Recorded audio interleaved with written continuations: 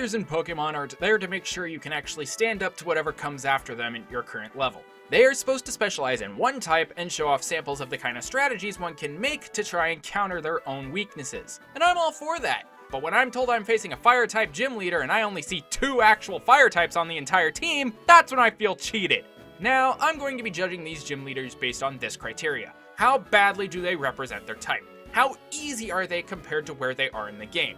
How well do they represent their region through their teams? Difficulty won't be the be-all end-all for boss placement, but it will play a factor nonetheless. Also, for obvious reasons, Gen 7 will not play a role in this list because they don't have gym leaders. Now let's begin. This may be a hot take here, but having a limited number of Pokemon should not be an excuse to not go as all out as you can when designing a team. A big complaint I and many others have when it comes to gym leader teams is that there are way too many repeats, especially in the early gens. Now, I can understand them not being really able to do much if the type doesn't have many Pokemon to begin with. But in a newer gen where they add to the type, there's no reason for a gym leader not to use that Pokemon. Case in point for this one, Morty. The Ghost Gym of Ecruteak City is one of several that got royally shafted in Gen 2 in terms of rosters. Morty is the 4th gym leader of the game, but he has one singular evolutionary line, Gengar. That's his entire team, just the Gengar line. Why? Didn't you guys just add Misdreavus to this gen? Why didn't he just get that? Now, Morty is low on the list because Misdreavus is the literal only other ghost type in Gen 2 at this point, not counting the remakes.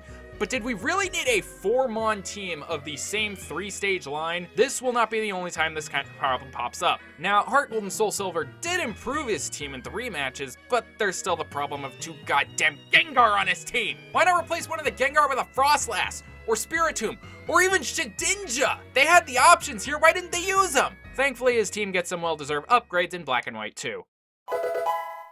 Talking shit about Gen 1 is going to piss off a lot of older fans. So let's do it anyway. The Kanto region is where the whole series began, with it getting 4 goddamn games in its initial release. Unfortunately, there was a lot of groundwork that needed to be done for the series to really be as good as it was. And Lieutenant Surge is a major example of this. His team in Red, Blue, and Green is a Voltorb and the Pikachu line. It's even worse in Yellow version since that game has a lineup of the anime, so they just gave him only a Raichu. Now, having only 3 Pokemon for a 3rd badge is no problem. No, the problem is that he isn't using the literal other non-legendary electric types of the original 151. Fire Red and Leaf Green didn't do anything to improve the team either, and the Gen 2 games only exacerbated the problem by giving him 2 Electrode instead of, Jolteon, Ampharos. He wouldn't get a decent team until his rematch in Heart Gold Soul Silver. Now, again, he stays low on the list because of how early in the game he is, as well as his team getting a major upgrade in the Johto remakes, but it's still worth mentioning nonetheless.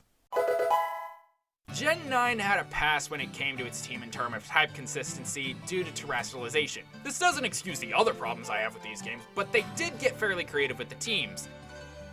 For the most part. This seems to be a common problem with Pokemon where the early gym leaders don't get to have any decent teams because of difficulty curve. Brassius is the primary example of this. Now, I can't be too harsh with him because he's the 2nd gym leader you face in the game, but that's no excuse for his team sucking this badly. There are many better grass types to represent your gym with. So why are we going with Smoliv and Petilil as your primary grass types? Oh, and the Sudowoodo being his Terra isn't the most annoying part of his team. No way, no sir, definitely nope. Now, I understand being the 2nd gym leader doesn't open up a lot of options in terms of team building, but at the very least they could have switched out Petilil for Oddish since he's got a Vileplume on one of his rematch teams, and it rounds out a bit of his weaknesses, or even Capsakid for the sake of region representation. Brassius himself doesn't even have much of a personality compared to the other gym leaders in the region, but that's an issue for later. The only thing we really know about him is that he's an artist and likes grass types. What kind of grass is he on?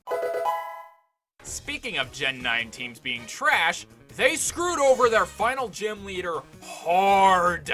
Ice types in general make a terrible final challenge due to how many weaknesses they have, but having 75% of your team with an open move slot is just stupid. I expect open move slots in the beginning of the gym challenge, not on the final gym leader's team. Not to mention only 4 team members for an 8th badge.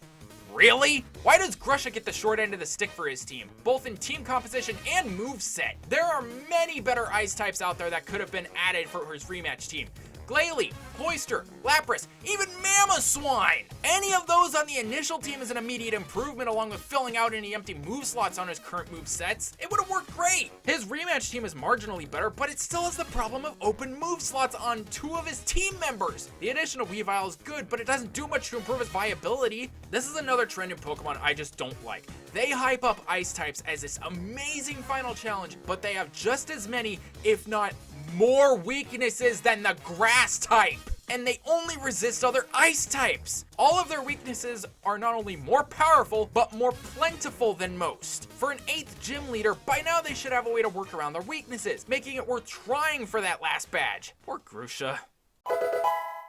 Black and White 2 were probably the best Gen 5 games in terms of how they followed up the first games. They showed what happened to most of our favorite characters while also updating some places that were affected by Team Plasma the first time. On top of this, they introduced 3 new gym leaders. And this is where the problems begin. Remember that problem I mentioned of certain gym leaders having too small of a team for how late in the game they appear? No gym leader showcases this quite like Marlin. The only way you get a decent team out of him is by playing on challenge mode. And that only adds 1 more Pokemon. Now, his team isn't terrible, but only 4 Pokemon for an 8th badge is just bad. Again, the team itself isn't bad, but there are better water types in the game that could have worked. Why not give him a Seismitoad instead of Wailord? Maybe a Lantern as an answer for electric types. Maybe Tentacruel as a grass type answer. They didn't need to hose their final gym leader like this.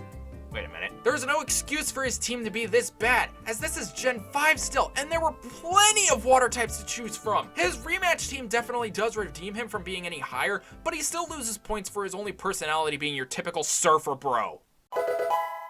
Remember how I said a limited type was no excuse to not go all out? Neither is there an excuse to limit your type for the sake of a fucking gimmick. Prime example for this one, Raihan. The 8th gym leader of Sword and Shield is said to be a Dragon-type master. His gym is the biggest in the whole game, is the final one before Victory Road, it's in the middle of the whole region, and yet he decides to forego his entire type for the sake of a double battle Sand team. And half the team doesn't even know any Dragon-type moves. Now, there is a way to make this kind of thing work, and all it would take is just one simple line. You've impressed me with your track record recently, especially in how well you handled the other gym leaders. So I'm gonna do something different and test a strategy I've been cooking up for my next match with Leon. There!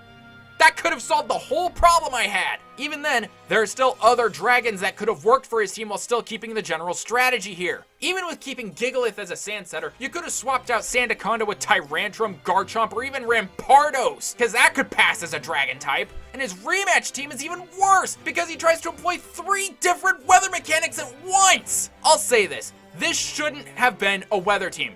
This should have been a draconic beatdown before the champion fight. Replace the Torkoal with Kingdra, Goodra with Dragapult, maybe add Salamence as a 6th Pokemon, and this could have worked with some moveset tweaking. But now, this guy is the worst of the Dragon-type gym leaders because he focused more on being a gimmick team rather than a type specialist. Now, some may argue I'm too much of a purist when it comes to team composition, but that's not the case. I'm told my opponent uses only 1 type. At most, I expect maybe 1 different Pokemon that could pass for that type, or at least still learn the TM given out after the fight. Not an easily exploitable gimmick that could trivialize the final gym leader fight.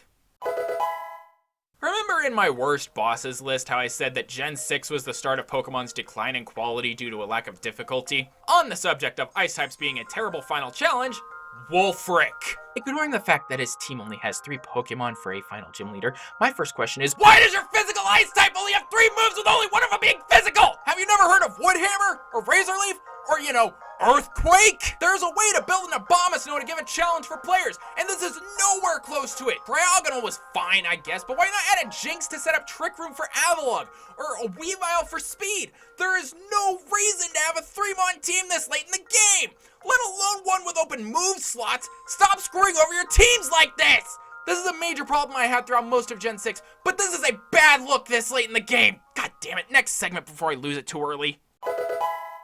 If you thought I had a hot take with number 10, then this one will be extra spicy. Gen 2 is overrated. Most of the Gen 2 Pokedex was locked behind the post-game, and those that weren't fall off pretty hard in the late game. But those that played these in their childhoods have one collective trauma before Cynthia, and her name is Whitney. The normal-type gym leader, Goldenrod City, was a difficulty check for every new Johto trainer. Her Clefairy was easy pickings, but it was her Hellspawn of a Miltank that ruined so many deathless streaks. On top of having a track to nerf your most likely male starter, it also has Stomp to flinch lock you, and Milk Drink to heal itself. Oh, but that's that's not her worst move. No, on top of that, she has a signature move to answer any flying, bug, or fire types you have. Roll Out. A rock type move that doubles in power every time it hits for 2 to 5 turns. From 30 to 60 to 120 to 240 to 480. Heart Gold and Soul Silver were even worse, as her Clefairy has the Cute Charm ability, causing any contact to be a roll of the dice as to whether or not your Pokemon get attracted. But Miltank also gets Scrappy. You know, the ability that allows it to hit any ghost types with normal and fighting type moves. And if that wasn't enough, when you finally do beat her,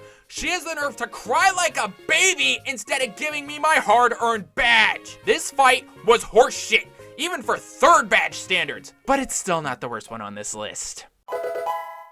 This is the 3rd time Gen 2 has popped up on this list. I think it's a problem, but we gotta go for it. Long story short, I hate Claire. For being related to Lance and a member of a very prominent Dragon Tamer clan, she is an absolute brat. Before giving you her badge, she forces you to go through the Dragon Master Challenge because she refuses to accept her loss in an official gym battle. Even the elders call her on her bullshit and force her to give you your badge. Not that it was really a challenge if you only played Gold, Silver, and Crystal. Seriously, 3 Dragonair and a Kingdra? That's the big challenge for the 8th badge? Who approved this? The remakes only slightly improved her initial team by replacing one of her Dragonair with a Gyarados, but why do we still need a repeat member? Her rematch team was a major improvement, adding both Aerodactyl and Charizard, but why couldn't we get a Tyranitar on her rematch team? At least then we could put Aerodactyl on her gym team. This was the games that made the excuse of, just because it's not a dragon type doesn't mean it's not a dragon. Since we've got better dragon types nowadays, I find this to be absolute horseshit. At least Tyranitar could pass for a dragon type, unlike Lance's oops all flying types team, but she's still not the worst gym leader on this list. Pokemon's gym leaders are already held back by the already mentioned leaders, but number 1 is a primary example of what happens when they just forget about one. They all had the chance to give this guy a good team, but he ended up being the easiest gym leader on the list, even easier than the ice types. But let's recap and see how he got here. Number 10, Morty. Number 9, Lieutenant Surge. Number 8, Brassius. Number 7, Grusha. Number 6, Marlin. Number 5, Rhyhorn. Number 4, Wolfric. Number 3, Whitney. Number 2, Claire. Hey, looky here. We get to talk about Johto again. I don't like these games. The leaders felt screwed by their Pokemon selection, especially when we take into account the placement for some of these gyms. This one in particular got so screwed by his selection, they didn't even have the excuse for a lack of type diversity, especially for his placement on the gym roster. The 6th gym leader, Chuck, the fighting type master. His initial team in the main story of Gen 2 consists of 2 whole Pokemon. 2, a Primeape and a Poliwrath. On top of that, how do you nerf an already garbage-ass team? Give the final Pokemon even worse moves. Poliwrath went from having a decent lock-on moveset in Gold, Silver, and Crystal with Dynamic Punch and Hypnosis to being a Focus Punch spammer in Heart Gold and Soul Silver that gets his shit rocked with literally any attack clicked. Primeape didn't fare much better either, as it had the same problem of having Focus Punch, which, need I remind anyone unfamiliar with this move, has negative priority and requires a wind-up without taking damage to work. Fury Swipes and Rage getting replaced by Double Team and Rock Slide sounds like good coverage, but why the hell does Primeape still know Leer? Is this the 6th badge or the 2nd? Why doesn't he have any more fighting types here? Like Machoke or one of the Hitmons. Hitmontop just came out in this generation, why not use that? I'd place him lower on the list if not for how utterly tiny his team is for the late in game. They had no reason to do this. They didn't even have the excuse of a lack of fighting types. If they can make the excuse to have only 1 dragon line for a dragon type team, why are we skipping out on the fighting type gym like this? Even Price, the guy with one of the weakest types in the game, had a better and more challenging team than Chuck has. Now, being completely fair, his rematch team is a lot better in the remakes, but I just can't get over the fact that they thought going against your likely level 40 team with a pair of level 30s was a good idea. I'm should. And if I ever became a gym leader, I know exactly how my team would look. Way better than any of these idiots. At least I'd have a consistent team of 6 with a type that works around its weaknesses.